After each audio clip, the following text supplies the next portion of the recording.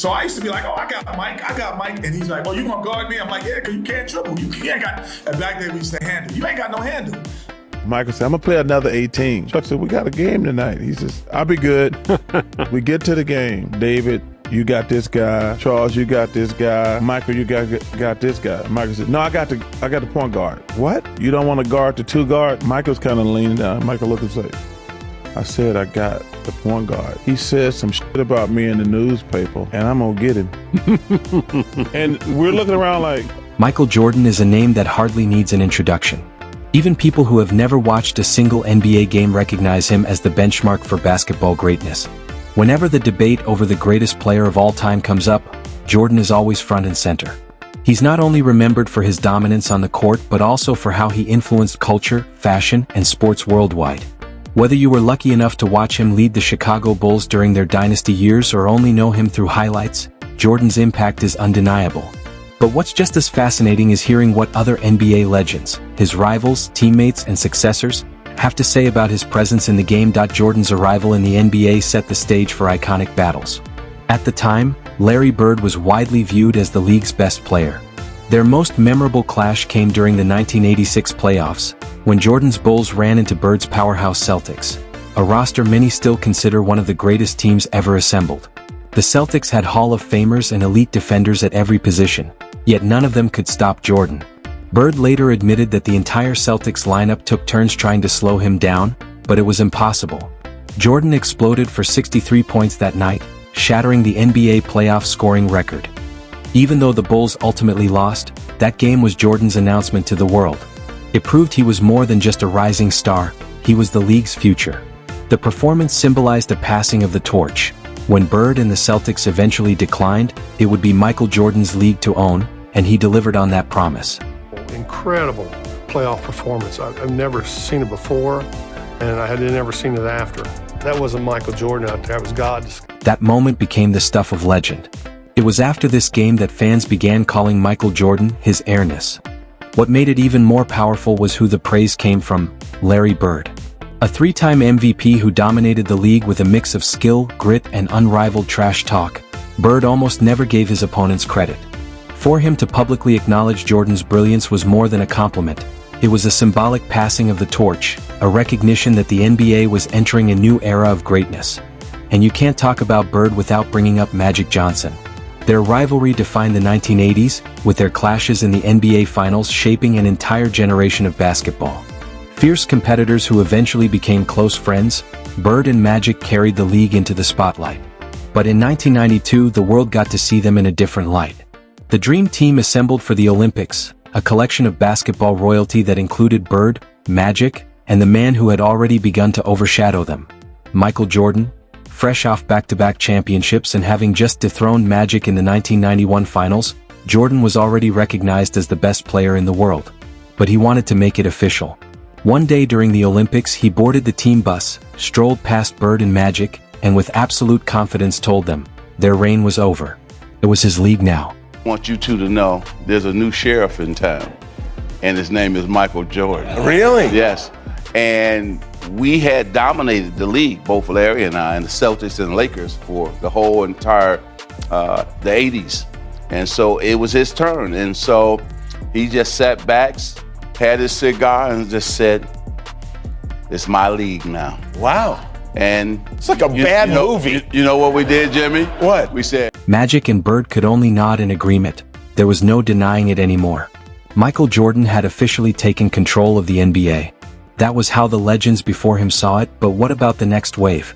The rising stars of the late 90s, the ones who would one day become legends themselves? How did they experience Jordan? One of those young stars was Kevin Garnett. Today, Garnett is remembered as one of the fiercest competitors the league has ever seen, a relentless trash talker who thrived on intensity. But as a rookie, he made the mistake of treating Michael Jordan like just another opponent. The story goes like this. During a game against the Bulls, one of Garnett's teammates was having a great night. Energized, the rookie couldn't hold back. He started running his mouth, hyping up his guy, talking about how they were giving it to the Bulls, and even to Jordan himself. Garnett was feeling good, too good, until he noticed something. Jordan had heard every word. Instantly, the energy shifted. Garnett could feel it in the air. Jordan had taken it personally. And when Michael Jordan decided to take something personally, the ending was always the same. You were about to pay the price. Really describe the next like 6 to 7 minutes of play, y'all. In this next 6 to 7 minutes of play, y'all, we get 2, not 1, 2 10-second calls. You know, when you bring the ball up, you got to go half court. 2 10-second calls. We down 25 now. It was just at 2. Mike had 18. He had like 40 now. JR, myself, we ain't scored in like... The game flipped the instant Michael Jordan decided Kevin Garnett's trash talk was personal.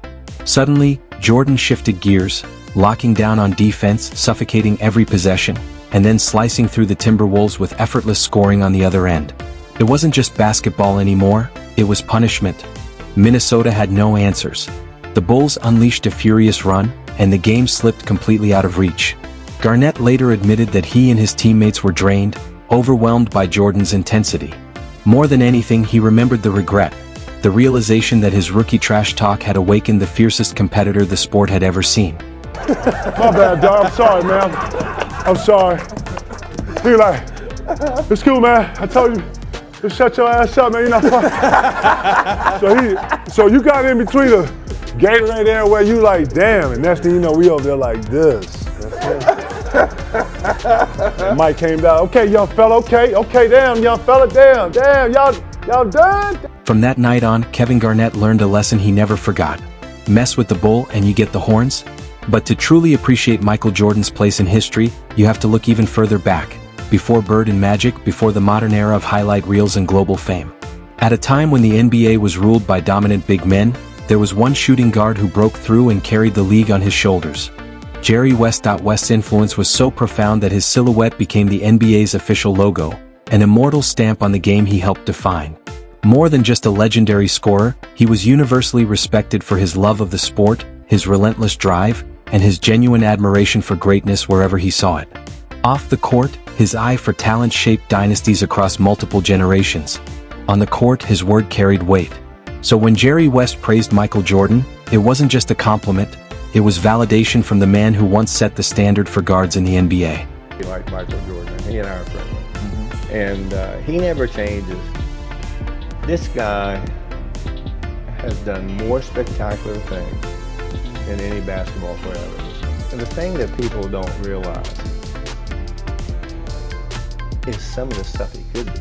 He was the best defensive player in the league. Yes, absolutely. He was the best. There's a touch of irony here because decades earlier, older players were probably saying the same things about Jerry West. On the perimeter, he was unmatched, equally deadly on offense and suffocating on defense. Night after night, West delivered brilliance, setting a standard so high that it's only fitting he and Michael Jordan shared a deep respect for one another, even without ever facing off on the court. Another figure whose name has grown far beyond his playing days is Kenny "the Jet" Smith. Most fans know him today as the sharp, witty voice on Inside the NBA, but in the 90s, Smith was a skilled guard who had a front-row seat to Jordan's dominance. What many don't realize, though, is that his history with MJ goes back further, before the NBA, back to their days as teammates at the University of North Carolina. Smith has often spoken about what it was like to watch Jordan up close before the world knew his name. Even then, in college practices, Jordan's obsession with improvement stood out. He wasn't just talented, he was relentless, working on every weakness, every detail until nothing was left unchecked. According to Smith, that mindset was what separated Jordan from everyone else. The greatness we saw in the NBA was already being built brick by brick at UNC.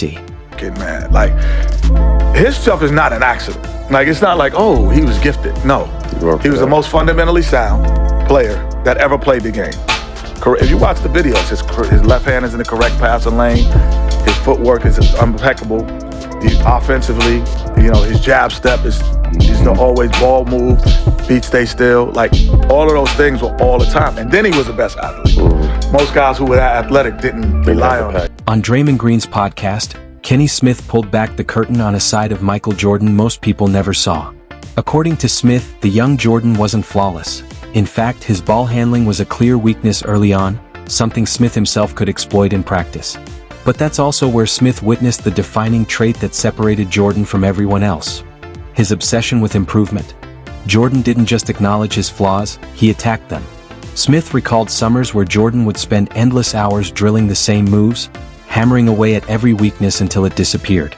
By the time he returned to the court, those gaps in his game weren't just patched up, they had become strengths. What started as vulnerability turned into another weapon, and it was this relentless cycle of self-improvement that shaped Jordan into the player the world eventually called the greatest of all time. That the things he came in, that was his weaknesses, were his strengths when he left the league. His ball handling, his shooting, his turnaround jump shot, his post game was probably some of his weaknesses. Those were his strengths when he left the league. It's hard to imagine Michael Jordan without his trademark moves. The precise footwork in the post, the unstoppable turnaround jumper, the smooth ball handling that left defenders helpless. Yet there was a time when those weapons didn't exist in his arsenal. What set Jordan apart wasn't that he started as the most complete player, but that he refused to accept imperfection. Every weakness became a target, every flaw an opportunity. By the time he reached his prime, there was nothing left for opponents to exploit. Jordan had turned himself into the most complete player the game had ever seen. That transformation is what made him more than just a superstar. He became the ultimate idol, inspiring not just fans but generations of players who would one day carve out their own legacies. Even accomplished NBA icons admitted the awe they felt in his presence. Kobe Bryant, for example, described being around Jordan as a surreal experience, like standing in front of living, breathing basketball inspiration. And I ended up in basketball heaven. It's a metaphor for life, right? And to just be there, to be able to experience, something that Hall of Fame is great. Getting your jersey retired is great. For me, as a kid, I didn't have my family there. I didn't really want my family there. That was individually my moment as a young kid growing up, wanting to be one of the greatest ever played a game. Yeah. And I got a chance to put on that jacket. When Kobe Bryant entered the NBA in 1996, he arrived as a fearless high school prodigy, ready to prove he belonged among the game's elite. Standing in his way was the ultimate measuring stick. Michael Jordan, then at the height of his dominance, collecting championships and MVPs with ease. For Kobe, it wasn't enough just to play in the league. He wanted to test himself against the very best.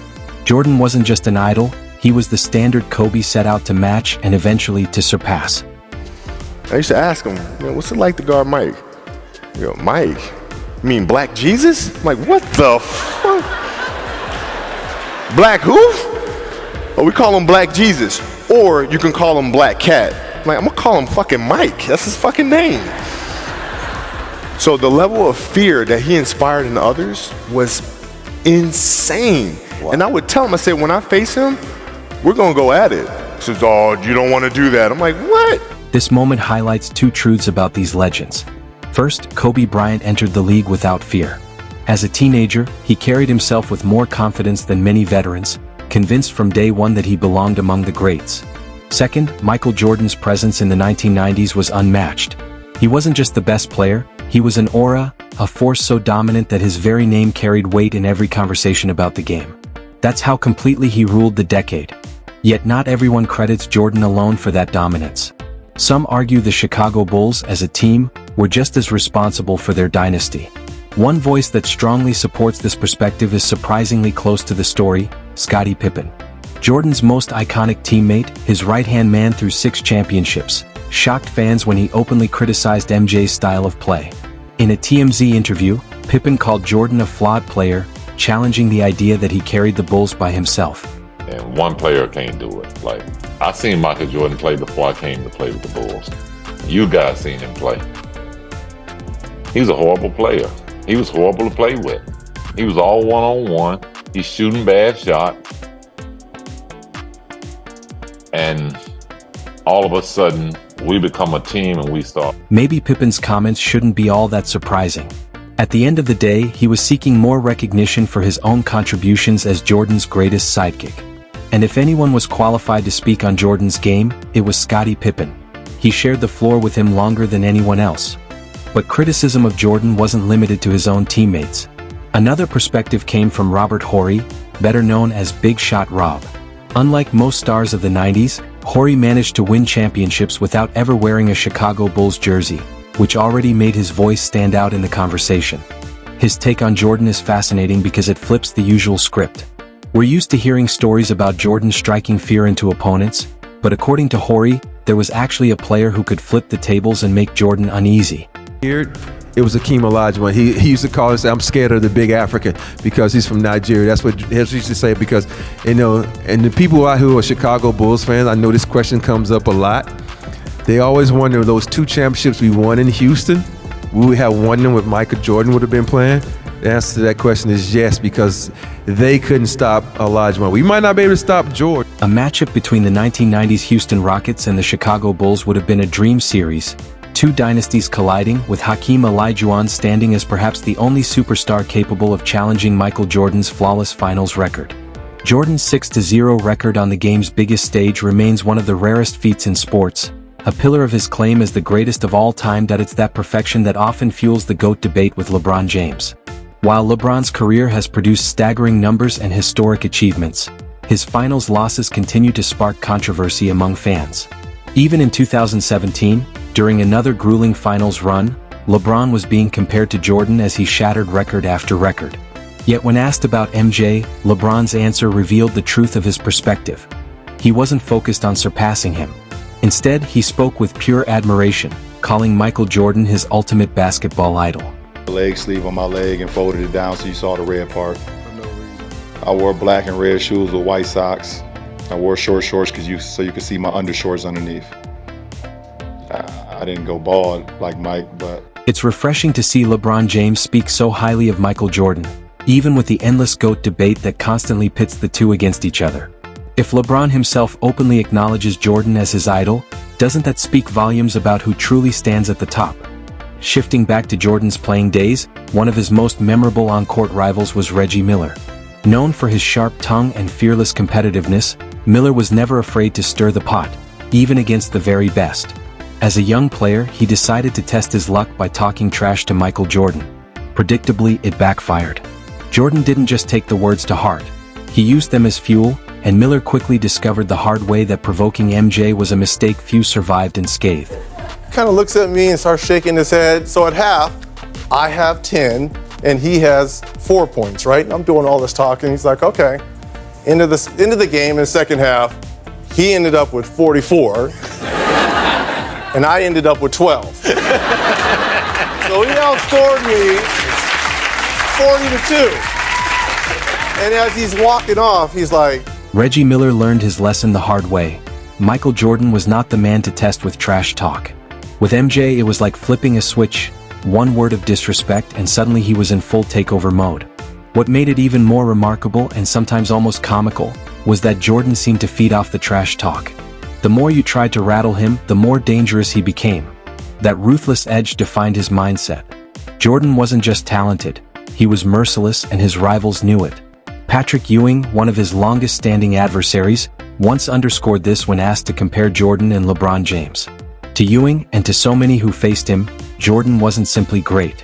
He was relentless, the ultimate competitor who never eased up, no matter the opponent, the score, or the stakes. Is the best in my era. The way that he played, everything that he brought to the table, not to take anything away from LeBron or Kobe. LeBron is great, but Michael was a killer from day one. He was an assassin from day one. I thought that LeBron had to learn how to be an assassin. He was great now. Like if you ask me who would I want to play with, I'm gonna say LeBron. All of this paints a clearer picture of the kind of player Michael Jordan truly was. Undeniably one of the greatest to ever set foot on the hardwood, he carried qualities that separated him from everyone else. Those who faced him firsthand recognized the nuances. His precision, his relentlessness, his refusal to accept defeat. Jordan ruled the league with an iron grip, dismantling challengers one after another while climbing past the legends who came before him. It's for that reason so many NBA greats continue to speak of him with awe. Decades later, through countless debates, rivalries, and comparisons, the verdict remains nearly unanimous. Michael Jordan is still, in the eyes of players and fans alike, the greatest basketball player of all time.